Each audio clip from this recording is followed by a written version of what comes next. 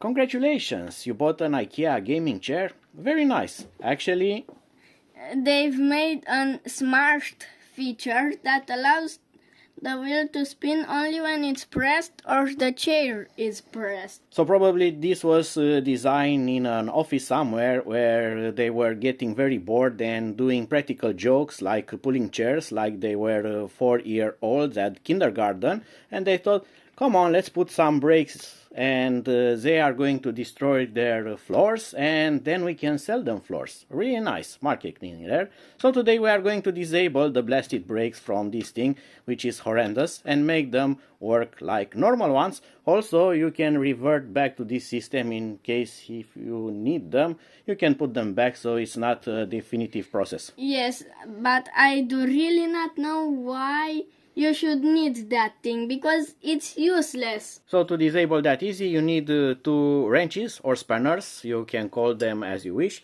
and there is a small space there where you can fit one of those, and it's going to fit next to the wheel, but I'm going to show you closer so you can understand what's happening there. So there's the sucker that we need to take out, yes. And we are going to force this spanner so it goes in between the wheel and the support of the wheel. And we need the other spanner to get in there.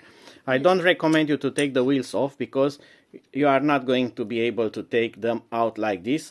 It's going to get complicated. So I'm going to put this back, and now I'm going to push the spanners in so they don't get out. So push them a bit in, and then I'm going to try to make them to depart, and you should do that with a bit of care, and do it a bit, leave it, do it a bit, leave it, do it a bit, and it's going to make come the out, wheels pop out. Yes.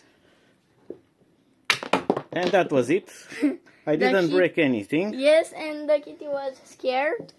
There was a spring in this one, and that's the brake. This one blocks the wheels because it presses on the shaft, and here's the wheel with the shaft, and now you can put this back and press the other wheel in, and now it's popped back and we have normal regular working wheels. Yes, and I do really not know why they've made 2 holes in this one, maybe to save some plastic or something. Yeah, the brake has 2 holes, they are identical, so you can put this that way or that way, doesn't matter. And that's how you resolve a problem that shouldn't actually exist on this world.